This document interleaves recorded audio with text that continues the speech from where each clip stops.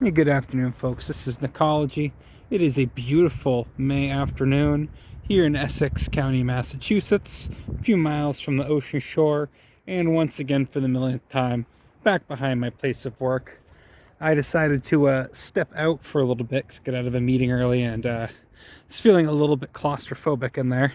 And what I was planning to show you today, amongst a couple other things, was this plant right here, which I was hoping would be in bloom, but have not quite seen it in bloom yet. Does not mean we won't see it some other place.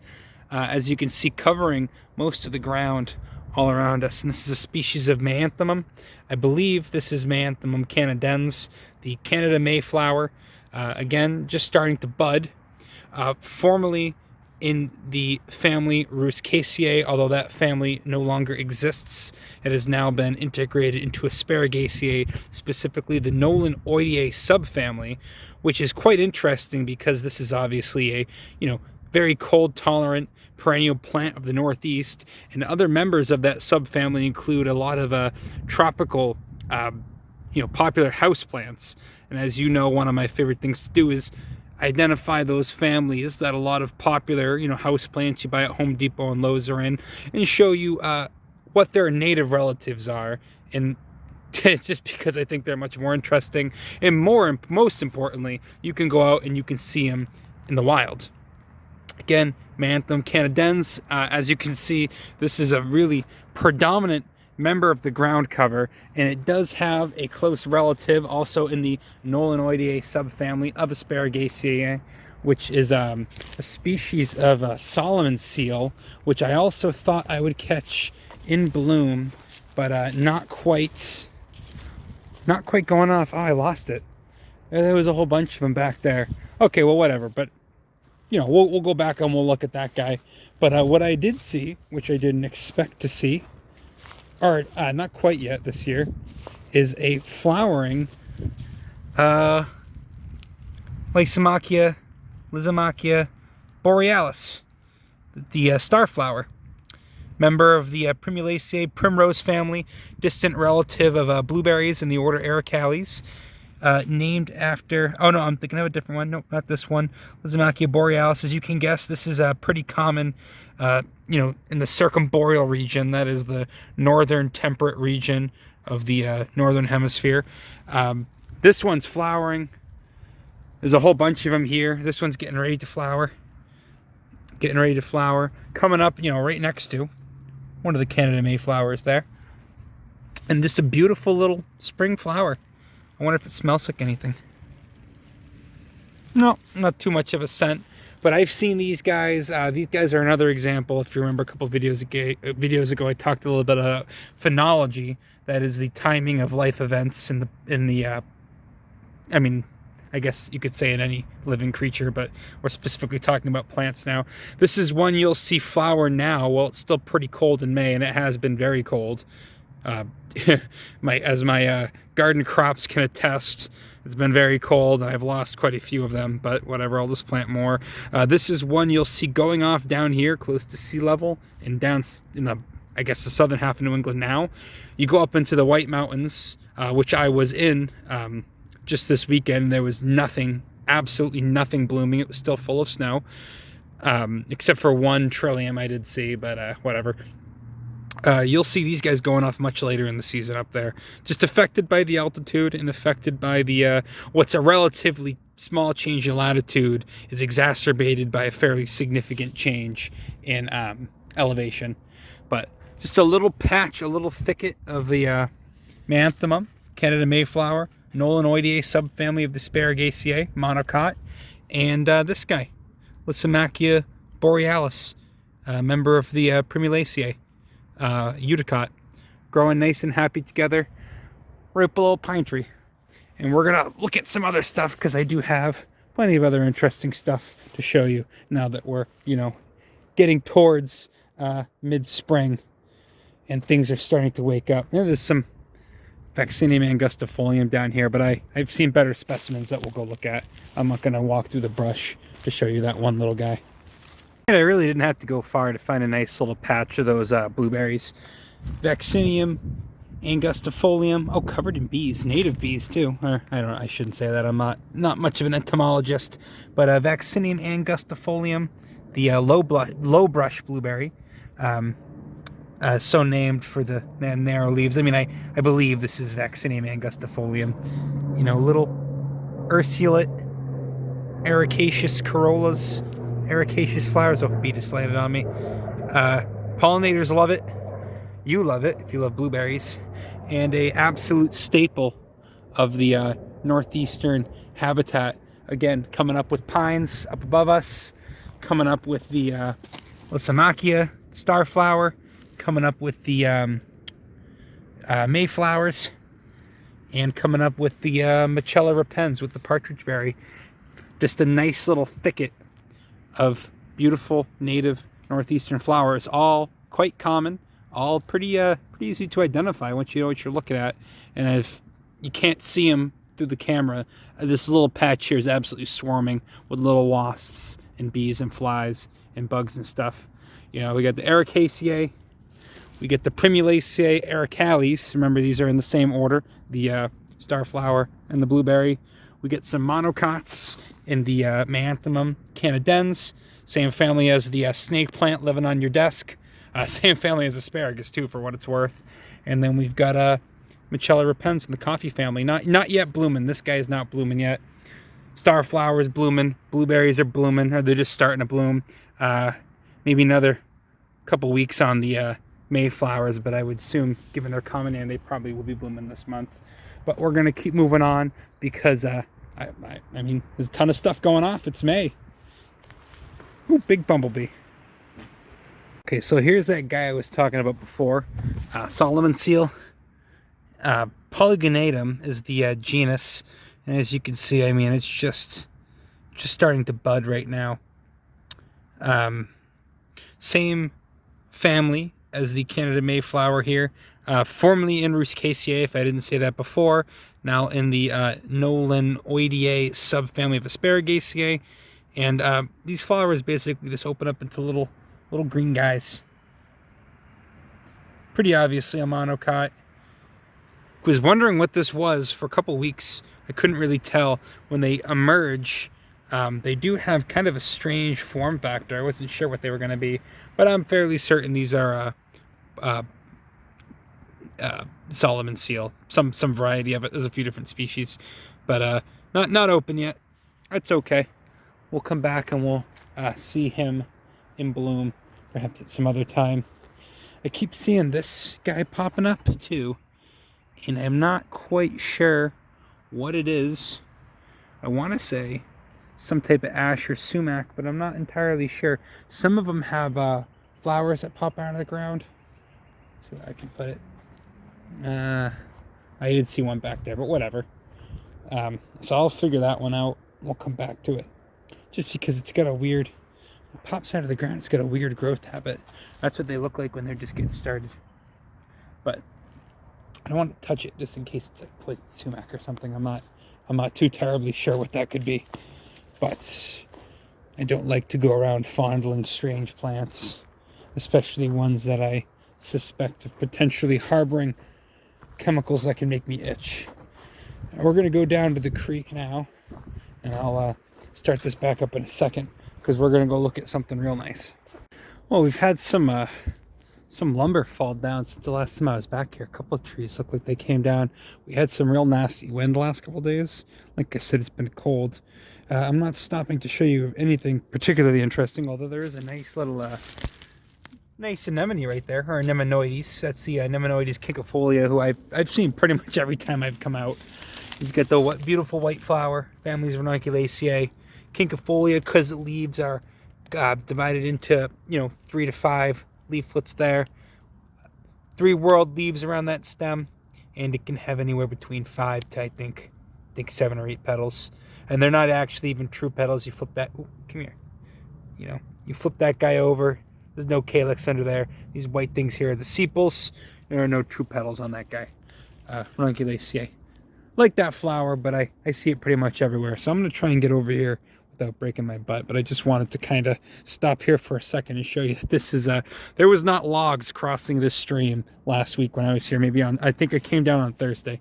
But what I'm going to show you once I get over here, something that you might just miss him if you didn't know what you were looking for. You might just miss him. He is a member of a family that I particularly love. A family that was technically the first plant family we ever talked about on this channel. You see, these guys are members of it. Arisaea, the Arum family. These are skunk cabbages that have now gone way past flower. These guys are now setting up shop to photosynthesize. These are actually pretty small, as you can see over there. They get pretty huge.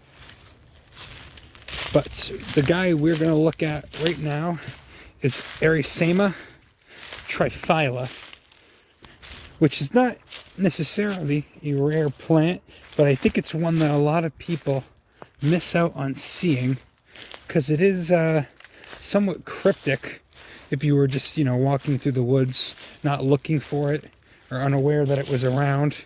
We get some other plants behind us we're going to stop to talk about in a minute, but I really want to show you this because this is a cool guy. This is a cool plant alert here. More just that anthem, more of that skunk cabbage. God, where did I see it? I know for a fact it was here. I wonder if people get any sort of sick enjoyment of this. I am dangerously close to this muddy water, and I am in my work clothes. There's a skunk cabbage covered in flies because it, still smells like a skunk. How beautiful is that? And I mean that in a not tongue-in-cheek way. Hey, let me put my camera down. Number one, so I don't die. Number two, so I can actually focus on finding this thing. We found him. He was a bit hidden, but we managed to find him. This is Arisaema triphylum, whatever it is, aka Jack in the Pulpit. See that little knob in there? That's Jack, that's the spadix. And the pulpit here is the spathe. Obvious Arisaea flower structure, spadix spathe. This is all the inflorescence. And then triphylum because he's got the three leaflets per leaf there. Wonderful plant. Much more reminiscent of what, say a peace lily or a cow lily or something you would take home and put on your desk looks like. Same exact family as these skunk cabbages, monocot, Arisaea, Arum family. One of my favorite families. Just a beautiful plant. You can see he's got the variegation to the leaves there. It's almost a similar color to what the skunk cabbage does. But I wanted to show you this guy because he's really cool. And you walk by that, you don't really see the flower. You got to kind of really pay attention to just where it grows, along the banks of streams and generally what it looks like. I think these guys are just getting started for the season. This is the same exact one I saw last week. It had a little hole on top of the spathe there where something took a nibble on it. We got skunk cabbage, impatiens coming up. This is another member of the Ranunculaceae. This is actually in the genus Ranunculus. This is Ranunculus recurvatus, the hooked buttercup, I think they call it, and nothing's wrong with it. That's actually, come on, work with me here. We know we've done the trick before. We can get it to zoom in. There we go. That's the inflorescence right there, and that's just what it looks like. Nothing wrong with it. Another member of the Ranunculaceae right there. We've talked about that one before. Caltha, palustrus, however you pronounce that. Marsh marigold is what they call it. Obviously, not a marigold because it's a member of the Ranunculaceae instead of the Asteraceae. These guys are actually looking like they're finishing up for the year. I think these are done by the end of spring. And then back here, there's another one of these Ranunculus recurvatus. And then back here was a plant that I thought I knew. Oh, geez, how am I going to get over there? Last time I came, I had to do a bit of research to figure out exactly what this was. And this is actually an invasive species. But judging by how many pollinators were on it, and just generally how it looked like it was doing pretty well, I thought it was native. This is Japanese barberry. This is Berberis thunbergii blooming. And I want to touch it because you touch it and a million bugs fly off the thing. Those are the flowers right there on the underside. It's a beautiful plant. It's a shame that it's an invasive, but it smells pretty good too. Just grows in these massive thickets. You can see its kind of sprawling habit and why that would become a problem. Berberis thunbergii. You also get the other barberry. The European barberry is invasive too, but I think this one is the more aggressive of the two of them. And this one's not really that spiny like the other one is. I get stabbed by another one. And I thought allegedly that this was allegedly evergreen, but I guess that's not the case, because this did not have leaves on it last time I came through here. Or not the last time, but I've come through this area a lot. And this didn't have leaves through the winter, or at least it did not appear to do so to me. Love this little habitat. So much growing here. You see a lot of the connections between families with the Arisaea. You can see the connections between those guys with the skunk cabbage, Jack in the pulpit, and then with all the different members of Ranunculacea you get growing here. But we're gonna take a look at maybe one or two other things, and we're gonna head back inside. But I'm happy I got to show you at least the Jack in the pulpit, that little arum. Beautiful plant, rather common too. And that, my friends, appears to be some nice fresh poison ivy growth. I believe. I could be mistaken, but I'm about 85% sure that's poison ivy with the red coloring. Shiny 3 leaves, slightly toothed margins, and just it's the right time, right place, and right habitat for that to be growing. Invasive garlic mustard right here. Already gone to seed for the most part. Nothing you can really do about it now. I don't really feel like clambering up this because I don't really see anything interesting going on up there other than all the ferns are unfurling, which is pretty nice. I won't discredit the ferns, but I don't want to risk running across more of that poison ivy. Maple tree coming into its own, and I think that's about it for right here. Let's go back down there. Or there's probably some more interesting stuff going on. Oh, that's a real shame. Just a empty turtle shell. Probably got eaten by something. Looks like he got eaten by something. You know, I've seen the turtles, they hang out down over here. I never come up on this side of this little swamp here. Someone left their boots. Their fishing boots, maybe. But poor guy. Yeah, he must have gotten by a bird or something. I'm not gonna mess with it or anything. You can't take turtle shells for any reason of any species, even though I'm pretty sure that's a common guy. But I'm gonna leave him right at his resting place. And you know, gone a little ways down this embankment down here. So far, nothing too interesting except for that. But we'll keep looking. Something is definitely hanging around that likes eating turtles.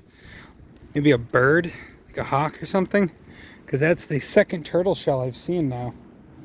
That just makes me sad. I hope it's, natural causes. I can't imagine that they're just dying, coming up here and just dying. I think something's probably picking them up and dropping them here. But that's 2 turtle shells. The other one was only right over back there behind those 2 trees. So hopefully it's just a bird or something eating them. Damn, that makes me sad. Yeah. Didn't really see anything else interesting. Shame about those 2 turtles. Like I said, I only hope that they went through with some sort of natural cause. And I think we'll end it here with a nice shot of 2 incredibly common but beautiful and charismatic wildflowers. We got the Houstonia caerulea, one of my favorites, member of the coffee family. And then the Potentia canadense, the dwarf cinquefoil, member of the rose family, Rosaceae. Well, I think we'll do a clean cut here. Yeah, I'll see you in the next video.